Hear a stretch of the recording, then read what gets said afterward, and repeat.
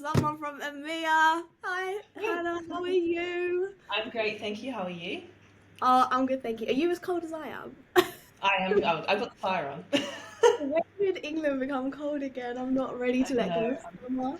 I know. I think our summer's gone. Although yesterday was beautiful weather, so I can't complain from yesterday. It was, but it changes too quick for my liking. Yeah, yeah. No, agreed, agreed. What? One day, maybe we'll have a climate that's a bit more sunny, like we get a longer summer. I'm praying for those days. What part of the UK are you from? I'm in Reading, so for those that don't know, the geography of the UK is about 25 minutes on a train south of London. Nice, nice. Reading is a nice area, actually. Very up and coming. Yeah, it is. All the big tech companies are around here, so normally a lot of US people know Reading. Nice. Nice. Well, why don't we start with a little bit of an introduction into who you are and what you do, just so that everyone knows who the speaker is. Yeah, of course. So my name's Hannah Lawrence. I am based in Reading in the UK. I currently work for Endor Labs in the cybersecurity marketing space, and I am the first marketing hire outside of the US. So I'm heading up the EMEA marketing, really getting us hitting the ground running in Europe, and it's really great to see.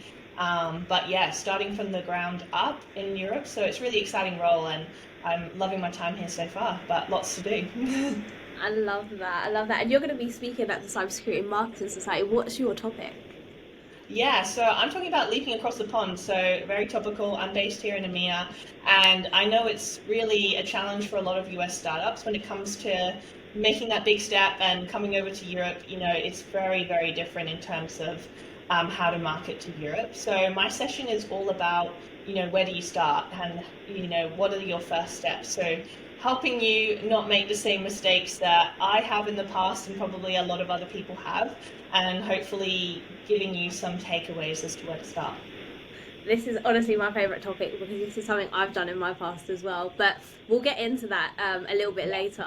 Let's just warm up with a few games. So the first one, I need to ask: do you have a drink ready? And what is your I do. poison? I have a trusty Diet Coke, and for those who know that Diet Coke is always on my desk. I'm cheating. I've got two. I've got water with my name on it, and then I've got my famous Sulsan and Kano mug. But I won't be See, drinking this on for the game. brand, on brand. I know. I'll be drinking water for this game. So you might have guessed this is a traditional, very traditional British game. We're going to be playing Never Have I Ever. Obviously, Oh, Cyber nice. Marketing Edition. I'm not going to be asking Yeah, anything wild. For those that don't know the game, all you have to do is drink if you've done it, and you have to be very honest, Hannah. yeah. Can you drink? Okay, I've got it. I might be Right. drinking a lot. All right then. Well, at least it's only Diet Coke. Exactly. Yeah, we're in safe hands. I'm not going to be tipsy by the end of this call. We're all good. Well, you tell us it's Diet Coke. We'll see how it goes. Right, so we're gonna start. Never have I ever used a stock photo of a hacker in a dark hoodie.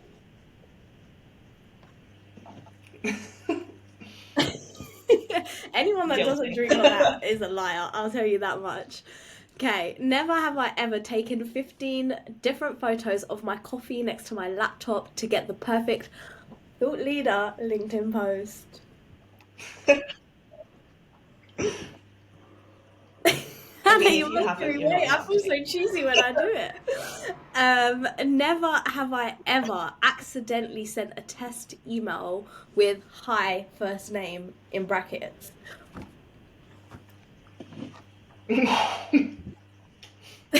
I told you I'm drinking a lot in this And game. this is not alcohol. Never have I ever had to explain to a sales rep for the 10th time what an MQL is. I feel like I could finish the drink with that question. I was gonna say if it was like even 50 times, like this is Yeah, an yeah. MQL. Never have I ever spent far too much on crappy event swag. What was the Sorry crappiest? for the budget holders in the past. Yeah, yeah. I mean, we live and we learn. This is how we learn. What was the Exactly. crappiest one? Oh, I've had all sorts. We've had bouncy balls. Although they were pretty popular, but I mean, bouncy balls. I mean, they're not very exciting, are they? But that we've had all sorts. I think the worst one I had, and I hope my future employer is not listening, is we had 20K to spend and they didn't want to lose the budget. So they said, why don't we get lip gloss? And I was like, I'm down for it, but our buyers are not the ones taking the lip gloss. Is this for us? Is this for them? And they were like, yeah, let's do it. And I was like, oh, don't know how I feel about this. Yeah, I think we all went through a stage of getting sanitized. But at least that's useful. At least that's everyone's It gonna is use useful, but I think everyone was a bit bored. I mean, you could go to every booth and get sanitizer. that is fair. And we need to bring back those days. We need. Do you know what they? Someone in the US told me, and this was so funny. Without digressing too much, they were like, in the UK, we need to give out mints, and I was like, I beg your Oh, pardon. And they were like, everyone just drinks too much coffee. Like at these conferences, no one's actually carrying mints, and I was like, damn, what are you saying about the UK market? yeah. But maybe that's some thoughts for future crappy swag. Um, Never have I Yeah. ever had to convince leadership not to coin a new term. Oh, are you for it? Do you like coining new terms, or you just never had that problem? Mm, I've never actually had that problem too. Yeah, I don't think so. I think I'm good with that one. Do you know what? The only reason I hate it is because of SEO. It's a nightmare. If no one's searching for it, it doesn't Yeah, make sense. We're not partner. Never have I ever gone to a competitor's conference booth just for freebies.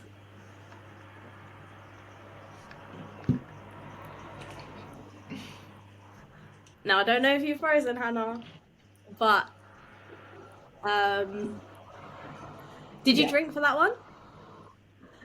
definitely. Let's do that one again Yeah, because I you drank for froze. that one. Right.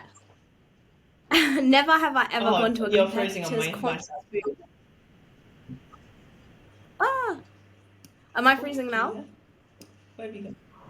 Yeah, you've frozen Am again. I here? Oh no. You are there, but like very, very pixelated. Oh no. Oh, My you're my back. my internet's showing full bars though, so I'm are we back? You're frozen now. No, you're You're still frozen. gone. Am I here? Am I gone? You're gone. Oh no. It says I'm here and I see myself moving. Oh, now it says Oh, there you unstable. are. You're Are we back? back. Are we back? You're back. You're back.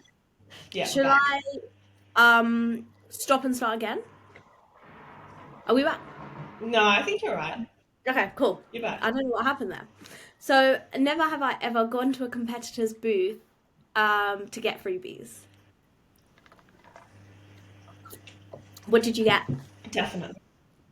Oh, but to be honest, I'm always quite friendly with competitors because I've worked at a lot of competitors. So usually I'm going to go say hi to my friends and Oh, then take their good swag. frenemies. I love that. It is actually a very small world in cyber. Yeah, it And is. then never have I ever used the phrase in a blog or social media post in the ever evolving cybersecurity industry or landscape. Definitely. I hate it. I hate it. It makes me sick. But to be fair, in my defense, I did it 10 years ago and I would never do it again. Yeah, I feel like ChatGPT can help us a lot with making sure our posts are a bit different these days. But yeah, I've definitely been guilty of that one. Hannah, did I freeze there? Because I feel like you froze there. Yeah, you froze as well, just as I finished. Oh no. I don't know what's going on. I think it'll be fine though, because Riverside records to the cloud. Okay. So All right. Well, we'll cut if we keep those bits out. recording like how Okay. we are, So it the should next be one okay, as is long as I catch very the question. okay. Next one's a really quick fire, so you need to be very quick. So there is a Okay. joke in the industry that we have way too many acronyms. No one even knows what they mean. People don't speak English anymore. We just make stuff up. So I'm going to say an acronym and you need to tell me what it stands for. You can skip, you Oh can god. pass, doesn't matter. I'll give you an example. If Okay. I say AI, you'd say,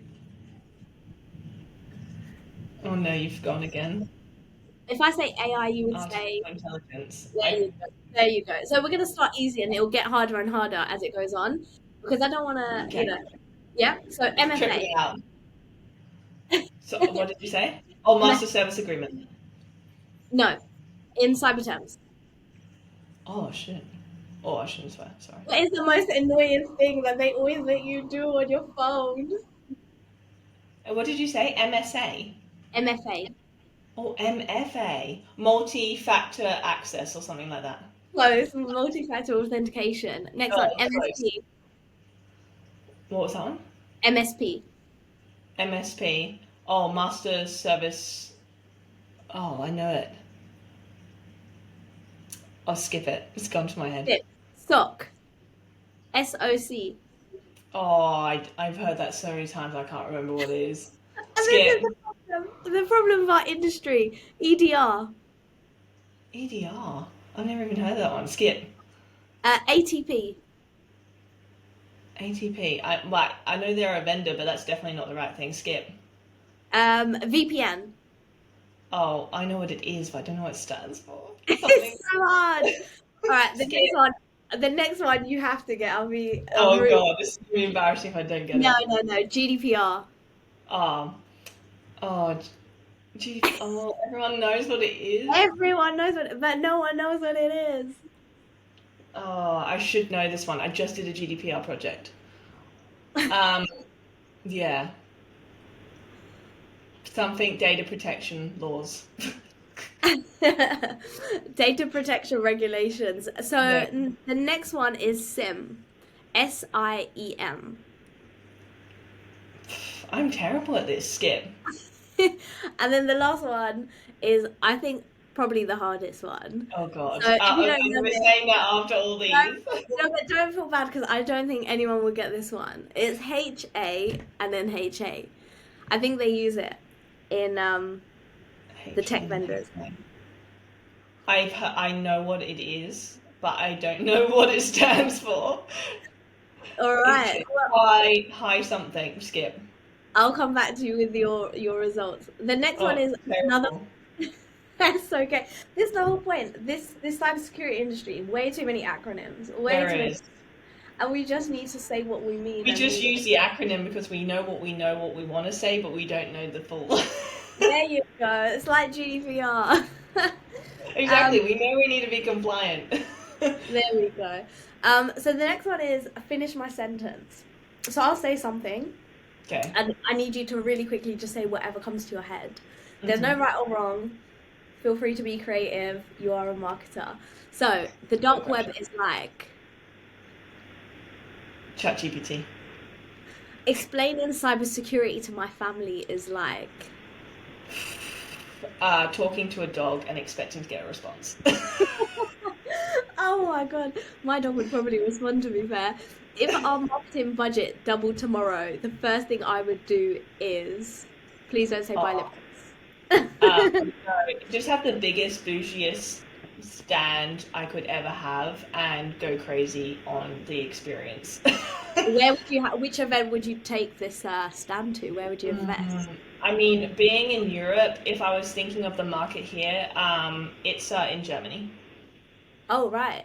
There you go. So for anyone who's looking to expand into EMEA, there's some golden nuggets for you. Don't I don't Yeah. do anything for you. Right. AI in security marketing is like. Or not you can't use AI when writing the messaging. You absolutely can't, otherwise you'll find out about this ever evolving cybersecurity landscape. Exactly. The most overused marketing buzzword in our industry right now is, AI. yeah, I agree. AI agents, agentic, AI all of everything. these. I'm sure we'll start to get bored of that very soon. Yeah, I hope so. A cybersecurity trade show booth is like. A magical world of unknowns. I love that. The next big trend in cybersecurity marketing will be. Trying to be different and not just do boring dinners and boring invites. I think you really have to stand out to be remembered. I love that. I love that. I'm such a big advocate for doing things slightly differently. But let's dig into that when we come to your session, because I'm Yeah. sure you're gonna have loads of tips on that. If I could give one piece of advice to my younger marketing self, it would be um, to soak up all the lessons learned because you don't realize how much you'll utilize them in your future. love that. And my Facebook password is. I can't even remember. I think I said it when I shouldn't have had a Facebook account. I think I was like 12. Oh, part of me was hoping you would tell us what your password is. No, I don't even know it. Using my face is the bad use now because everyone's forgetting all your passwords because you just use your face. To be fair, if you don't even know your password, then the chance of someone else figuring it out is also Yeah, a long stretch. yeah, long, long stretch. You need a picture of my face and then you probably can have a try. So the next one is just a question.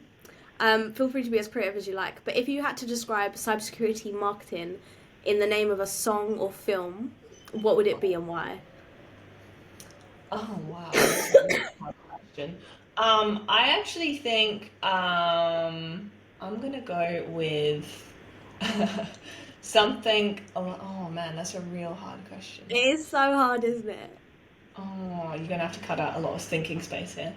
Um, I'm gonna use Avatar because Avatar came in and it was something that no we all hadn't really experienced before in terms of cinematic experiences, and it really like blew our minds away. And I think in terms of cybersecurity, you kind of don't know what's around the corner. It's moving so fast. We're having to adapt the things we do, and it's just ever changing. And I think Avatar was like the first film that really opened people's eyes up into like a cinematic experience. And I think cybersecurity opens the eyes of everyone every day. I love that. And actually, think in order to stand out in such a crowded market, you really do need to stand out. So Yeah. let's that bridges actually us very nicely onto the next segment, which is about your session at the Cybersecurity Marketing Conference. So first of all, why should someone attend your session? Um, why you should attend my sessions? Maybe you're just expanding into EMEA or you're thinking about it as the next step. My session is about giving you a perspective from someone who lives and breathes it every day. I've been working in this space now for the last 10 years and I've really learned a lot of lessons. Expanding into EMEA is a really exciting stage for a company, but it's also very daunting. And unlike the US, there is just so many different nuances that you don't necessarily think about. And really, what my goal is for you to walk away with an understanding of where to start. Maybe you already sketched out a plan, and you can go back over and think about, okay, how we covered those things. Or if you're starting your plan from scratch, I've given you maybe a leg up and some tips as to where to start. So if that's you, then yeah, please come to my session. I love that. I've been in cybersecurity marketing, but I will definitely be there because I think stepping into Mia is so tricky. But from Yeah. your experience, what's the biggest mistakes you've seen US companies make when they come to Mia? The biggest mistakes I've seen, I would say two, is treating EMEA as one big region. In reality, it's made up of like over 115 different countries. And you can just imagine what that entails, different cultures, different languages, different maturities of markets. It's really a minefield, as I mentioned before. And then the second one is copy pasting US campaigns and thinking that, maybe a few tweaks, maybe a word translation is just going to land. And it unfortunately really isn't. It's not as easy as it sounds. And I think if it was that easy, a lot more people would be doing it. Do you know what? I agree with that so much. That it makes so much sense, but I think sometimes it is so hard to forget how diverse EMEA really is. Yeah. And you mentioned about the copy and pasting the US campaigns to here doesn't work. Can you give some examples of like terms or phrases that are used maybe in the US that may not resonate here, or examples of things that wouldn't work here that have worked there that people may be tempted to replicate? Yeah, no, definitely. I mean, even a simple thing, and this sounds so silly, but even in the UK, we don't use Zs. And it's, I know it sounds crazy, but if you're, the word organization, for example, here we use an S rather than a Z. That small tweak can already give it an American flair. And instantly, as a British person and British native speaker, if I read something that has organization with a Z or any word with a Z, I instantly think, okay, this is American content. And I've already kind of taken a back step in my mind, and I've already kind of put, a conclusion. Even if the content is great, even if the content is going to resonate with me, I've already started to question it because of the Z. And it's so little, but it really makes such a big impact to whether something's going to land. Hannah, I think your first mistake there was calling it a Z and not a Z. Yeah, that's true. And not a Z. The Americans are gonna watch this and think, "What is Z? What is Z?" Yeah, that's so Guys, true. like See, Jay-Z. even that is a cultural difference. So you need to localize your presentation I before you do. fly out. Yeah. Reverse it. Yeah, so true. Um, and then I was going to say, you mentioned obviously EMEA is not the same. What are some of the differences you notice between the EMEA market in itself? EMEA is really about relationship building. We aren't people who are necessarily buying because you've got the biggest budget with the biggest booth and you're standing in front of me. It really is about relationship building, understanding, the needs and requirements, but on a different level. It's built over time. EMEA takes a lot longer to make decisions from my experience, and that's built through trust, credibility, and also in some areas, you need a partner to come in with you on those conversations, because they're people that are trusted within region. For example, France. It's untouchable if you're not going to be able to speak French, or if you have no French relation. You really need a partner to go in with, and they represent your brand. So really getting a partner early on is critical to your success. So really, it doesn't mean it's slower. It's just making sure you don't skip the relationship building stage. I definitely agree. And in the Middle East as well, there's a lot of buy-in through relationships and 100%. actually learning about that person that you're selling to before you even talk about your product. Yeah. But once you do it, they become your advocates, and it's such a good tip. I'm Yeah. honestly, I'm so excited for your session. I'm just like, what other gold nuggets are we gonna get? Yeah. But if you had to give one tip to US companies come into EMEA that they can start thinking about now up until December, but something maybe they can action straight away, what sort of advice would you be giving them? My advice is to don't spread yourself too thin. I mean, it's great. Like EMEA expansion sounds so exciting, and you want to go in, hard, and you want to be seen everywhere. But in reality, that's just not going to work. It's really better to narrow your mindset down to one or two key places where the message, resonates. Maybe you have feet on the ground. Maybe you already have some partners, or a local case study that you could leverage.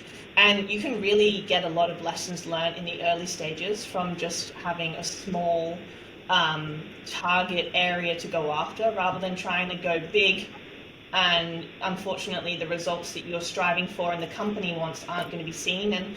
And you could put yourself in a negative position where it looks like it's not a success. But really, it's just because you spread yourself too thin. So really narrowing that market down and having, some real targets to go after, and you can see so much more success quicker by doing that, even though it feels like you're not doing the big EMEA expansion. Like, you don't need to go hard too soon.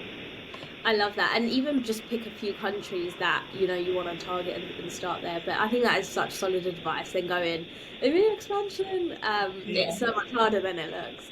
Oh, Um, big time. No, I love that. Thank you so much, Hannah. And just before we wrap up, I want to know, other than your session, what are you most looking forward to at the conference?